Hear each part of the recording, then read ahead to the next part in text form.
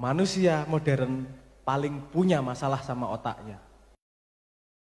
A'udzu billahi minasy syaithanir rajim.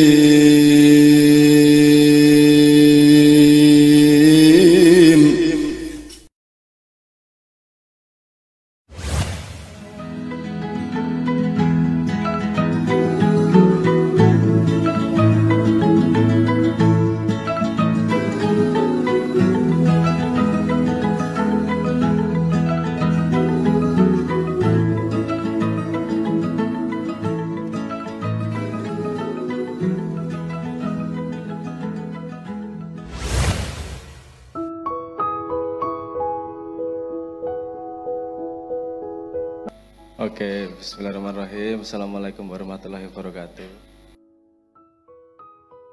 Karena konsepsi saya dalam segala sesuatu itu ada skala prioritas. Ada perang pendek, ada perang menengah, ada perang panjang dalam tanda petik. Dan itu biasanya yang paling fundamental adalah perang panjangnya. Perang panjangnya itu objektifnya bukan mencapai sesuatu, objektifnya ada bertahan selama mungkin dalam game dan perpetuate the game. Jadi kalau hidup perang panjangnya survive. Kalau nggak bisa melakukan yang perang pendek, misalnya bikin lagu, kayak bikin album, itu kan perang pendek, ada statement, ada finish goal-nya itu. Kita punya objektif, finish goal di situ. Nah, dalam keadaan pandemi yang tidak normal gini, ini kan kita perlu ada banyak adjustment. Iya. Yang paling kena kan misalnya, paling kena adalah industri tersier, industri yang paling nggak penting untuk survival. Kayak lagu misalnya, bikin lagu, musik, itu kan ya cuman hiburan. Orang-orang nggak denger lagu juga nggak mati juga posisinya. Tapi jadi semuanya saya merasa kita dipaksa untuk berpikir ulang, untuk mereview ulang tentang prioritas dalam hidup.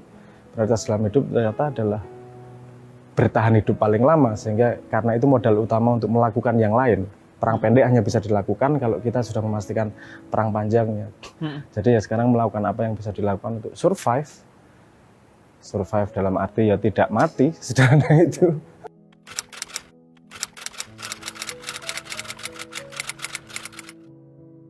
Itu urusan proporsi aja. Kapan perlu berpikir tentang diri, kapan tidak. Problemnya bukan pada berpikirnya. Problemnya karena tidak biasa menggunakan otak. Mohon maaf ini. Kalau kita pakai tangan terus, kan capek nih. Kalau capek kan ditaruh nih. Udah, biar istirahat. Bisa nggak dengan otak? Mikir terus, capek otaknya, tak istirahatlah, nggak usah mikir dulu. Nah itu kita tidak terlatih, nggak ada pendidikan di sekolah kita untuk mengistirahatkan otak. Jadi otak dipakai terus sampai jadinya racun itu tadi, overthinking itu tadi. Seharusnya kita bisa meletakkan kalau udah ngerusak nih. Udah terlalu mikir banyak, ini udah nggak produktif, malah ngerusak diri, tak taruh dulu. Nah skill itu memang tidak dididikkan dari kecil.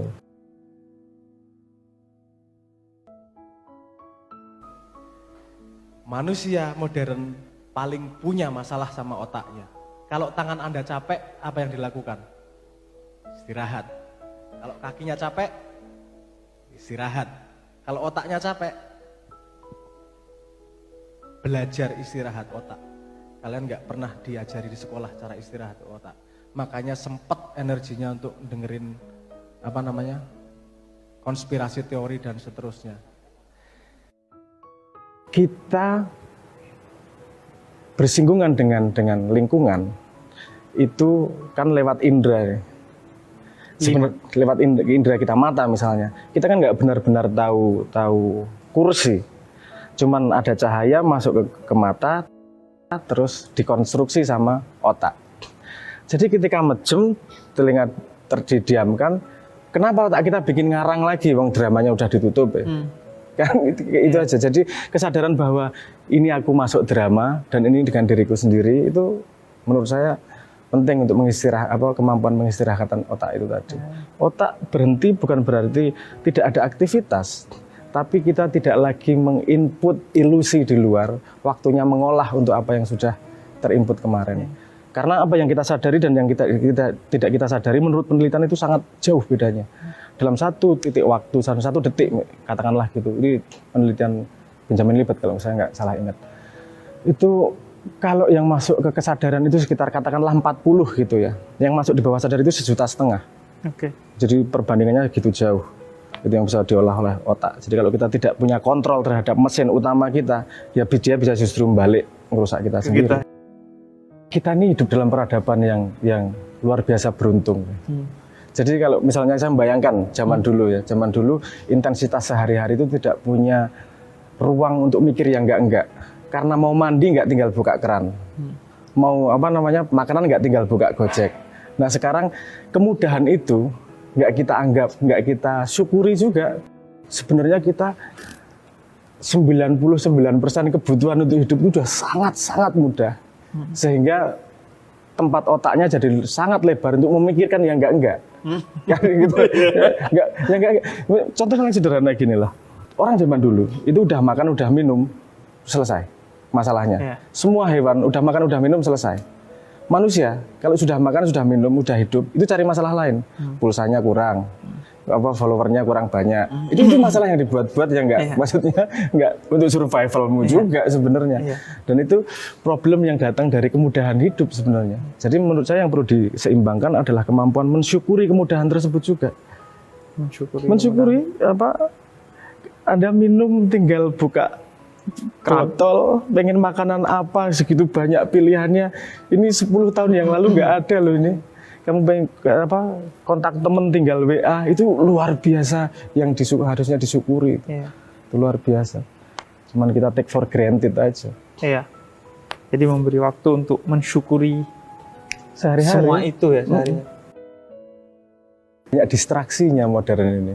Kita kan tanpa sadar dikontrol oleh alat-alat yang bisa membantu kita, misalnya handphone ini, misalnya mobile phone ini kan sangat membantu kita untuk cari informasi dan seterusnya. Tapi di lain pihak dia juga membuat kita menjadi tawanan dalam tanda petik. Kalau ada ting, Anda tahan berapa lama nggak buka itu? Nggak buka. itu namanya dopamin trick gitu yang dilakukan oleh perusahaan-perusahaan IT yang banyak dipakai. Itu dopamin. Ada triknya lah, itu panjang bahasnya. Tapi kita memang di hostage ini, kita juga kalau kita tidak take control diri kita ya cuman jadi kambing yang digembala dalam tanda petik.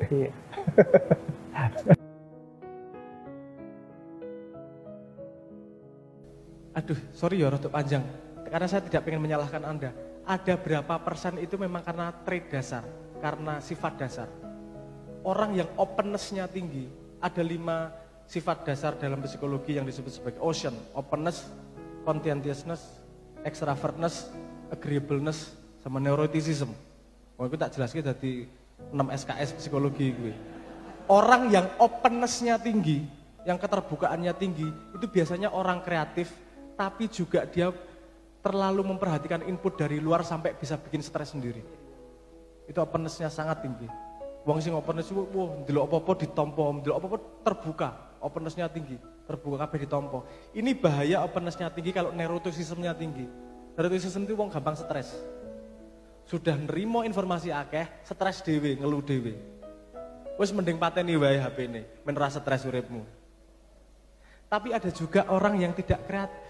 Orang yang tidak bisa kreatif, dia orangnya yang disebut conscientiousness.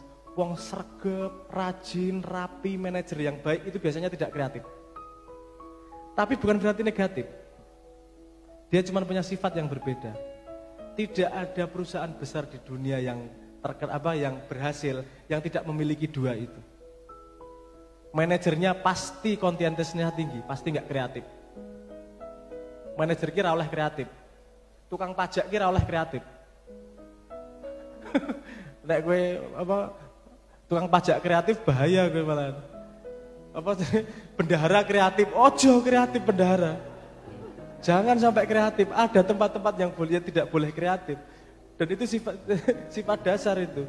Yang kreatif, ya udah kreatif, tapi jangan harapkan dia jadi wong sing lurus ngerjake iki terus ora kuat deh.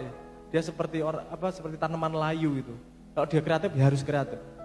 Jadi semua ada tempatnya masing-masing. Ngono ya, biasanya sing gue seneng konspirasi teori itu yang openness-nya tinggi. Tolong di manage. Jangan sampai kowe stres dhewe. Jangan sampai itu malah membebani dirimu. Padahal openness itu adalah modal yang bagus untuk menjadi kreatif.